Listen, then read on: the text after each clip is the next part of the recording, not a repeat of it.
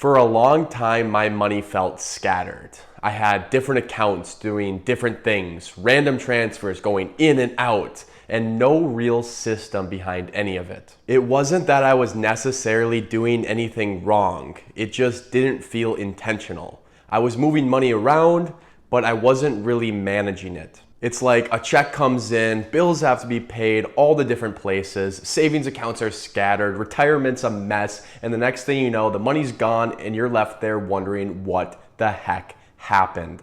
Well, over time, I started to piece things together, and 3 bank accounts, 9 investment accounts, and 12 credit cards later, I finally figured out a system that I like. Nothing too complicated or overwhelming, just a system that works. It gives me clarity and it keeps me moving forward. And this is what I came up with. I've boiled all of my finances into these 6 accounts: a SoFi Checking Account, a SoFi High-Yield Savings Account, a Fidelity Roth 401k, a Robinhood Roth IRA, a Robinhood Brokerage account, and my Robinhood Gold credit card. Each one plays a different role in my finances, but altogether they keep me focused, flexible, and on track without having to overthink every decision. So let me break it down for you. First up's my SoFi Checking Account. This is the main hub. Every paycheck from my job comes here first. It's like central station. All the money comes here and then gets distributed out to my other accounts. I chose SoFi to be my main banking account because they are one of the highest yielding banks out there, which can make a big difference, especially when it comes to the savings account we'll discuss later. But honestly, all checking accounts are pretty much created equal. As long as there's no account minimum or anything like that, it basically doesn't matter what checking account you use. I just like having everything go through one account. And since I have my savings account through SoFi, it just made sense to open up a checking account through them as well. It's simple, it gives me a clear picture of where my money's coming in and going out, and it gives me control of my money all from one place. Next up is my SoFi High-Yield Savings Account. So right after a paycheck gets sent to my checking account, a portion of that money gets sent here. The main reason I chose SoFi, which I alluded to up in the checking account section, is because of their amazingly high yields. Right now, I'm earning 3.8% on all the cash I have in my savings account, which is way more than what you'd be earning at a traditional bank. And if I'm gonna have this money in a savings account anyway, I might as well have it in an account that's gonna work for me in the background. Another reason I love SoFi is because they have a feature they call vaults, which basically lets you split up your savings account into separate buckets, which you can use to save for different goals. It's basically like their version of implementing sinking funds. I have one vault for my emergency fund, which I keep about 3 months of expenses just in case something unexpected happens. Then I have another one for travel, one for fun money, and one for saving up for a down payment. And then each month I move money automatically into all of these vaults. And then when it's time to, make a big purchase or go on a trip, I know exactly how much money I have saved up for each purchase because it's right there in front of me. Next is my Fidelity Roth 401k. So I contribute 6% of every paycheck into my Roth 401k, which covers me to get my full employer match. And if you guys didn't know already, the employer match on your 401k program is basically the easiest and best personal finance win that you can ever get. The reason I'm only saving 6% of my income into this account is because I'm currently focused on saving up for a down payment on a house. And I want more flexibility with my savings for the short term. Retirement is still a very high priority, but at this stage in my life, balance matters. And if I can still get that free money through my employer match while maintaining flexibility, it just seems like the right call for me at the moment. The contributions I make come straight out of my paycheck before I even get a chance to see it, which is pretty great because it makes it super effortless. Right now, all of my money within the account is invested in a simple S&P 500 index fund. And besides setting the thing up, I barely even look at this thing. I just have it set up growing quietly in the background. And another question I want to address is, why do I have my money in a Roth 401k instead of the traditional 401k? The way I look at it is that I'm still in my early 20s, and so I have 40 years to go before I can even think about withdrawing the money from this account. And by the time I get to my 60s, when I want to withdraw some of this money, most of that money within the account is gonna be capital gains rather than the money that I put in. And I think I'll save more money on taxes from withdrawing on the back end than I would putting money in on the front end. But really, either account is perfectly fine.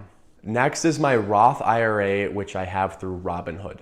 Now, this is probably my favorite account out of all of them. The Roth IRA is a retirement account that offers tax-free growth, which is amazing, especially when you're starting young. So all of the money that I contribute today and all of the money that money earns me over the next 40 years, which hopefully will be a lot, I can withdraw completely tax-free. I opened my Roth IRA through Robinhood a couple of years ago, right around the time that they first launched the feature. I had already been using Robinhood for a couple of years at that point, and so it just felt natural to keep all of my things in one place. I max this account out every single year, and I wish I actually opened it up sooner than I did, because I didn't open it up right when I turned 18. I waited until I was 20, which is one of the biggest regrets I have in personal finance. But at the same time, I'm glad I got started as early as I did, because I already have a decent chunk of change in my Roth IRA, and that money is just gonna keep on growing and growing and growing over the years. One reason I think Robinhood is great when it comes to their Roth IRA is they offer a 3% contribution match if you have a Robinhood Gold subscription. And that's free money, and who doesn't like free money? Now, the investment strategy I have for my Roth IRA is the same exact one I have for my 401k, S&P 500 index funds that emphasize long-term growth. And of course, when I get closer to retirement, I'll move some of this money into less volatile assets like bonds. But for now, I want my money to earn as much money for me as humanly possible, because I get to withdraw it all tax-free. Next up is my Robinhood Brokerage account. After I've maxed out my Roth IRA for the year, all of my extra money that I want to invest goes into this account. Right now, I'm using this account as a vehicle to help me build up a fund for a future down payment on a house. So even though it's technically an investment account, I'm using it sort of as a long-term savings account. The reason I'm investing in my down payment fund instead of the safer option by just throwing it in a high-yield savings account is, one, because my timeline is at least a year out. It's flexible, it doesn't have a deadline or anything on that, and if the markets go down, I can just wait a little bit longer. And I'm hoping to outperform that 3.8% I would earn in my SoFi High-Yield Savings Account. But as far as my holdings within the account, I bet you guys can guess it by now. Standard S&P 500 index funds, nothing crazy, very simple. After I finally pull the trigger on buying a house, this will become my go-to account for investing beyond retirement. That means after I've fully maxed out my Roth IRA and my Roth 401k, I'll put money into this account. But for now, it's helping me work towards one of the biggest goals I have to date. Lastly is my Robinhood Gold credit card. Now, this card I basically use for all of my spending. I used to be really into the credit card game. I actually had 12 open credit cards at one point, each one of them optimized for a specific spending category, groceries, dining, travel, etc. It was a whole system, and while it technically worked, it started to feel kind of like a second job instead of a fun way to make a little extra money. Eventually, I just got tired of the juggling act. So when Robinhood finally announced their gold credit card with a 3% cash back on every purchase everywhere, I switched over. There's no rotating categories, no hoops you have to jump through, just 3% cash back on every purchase. And that simplicity was exactly what I was looking for. Now all of my spending just goes through this one card. It keeps things clean, and the rewards are still fantastic. Now, I know credit cards are a very controversial topic in the personal finance space. Some people swear by them, while others think they should be avoided like the Black Plague. As for me, I'm somewhere in the middle. I think credit cards can be a fantastic tool to use if you use them responsibly. For me, that means never spending on the card what I don't already have sitting in my checking account. I basically use it as a debit card, only spending what I have and never carrying a balance. That way I get all the perks, the cash back, the protections without any of the downsides of debt. But yeah, I love this card. It's gotten me from 12 credit cards to just using one, and I'm basically getting the same rewards as I was before. Managing money doesn't mean you have to obsess over every single dollar or build a perfectly optimized system. For me, it was all about creating structure, making room for the things that I care about, keeping me focused on the bigger picture, and removing stress from my life. What I've learned is that clarity brings peace. When every account has a purpose and every dollar has a place, there's less noise. I don't have to constantly wonder if I'm doing the right thing. I've already decided what the right thing looks like. And that's the beauty of personal finance. It's personal. There is no single best system.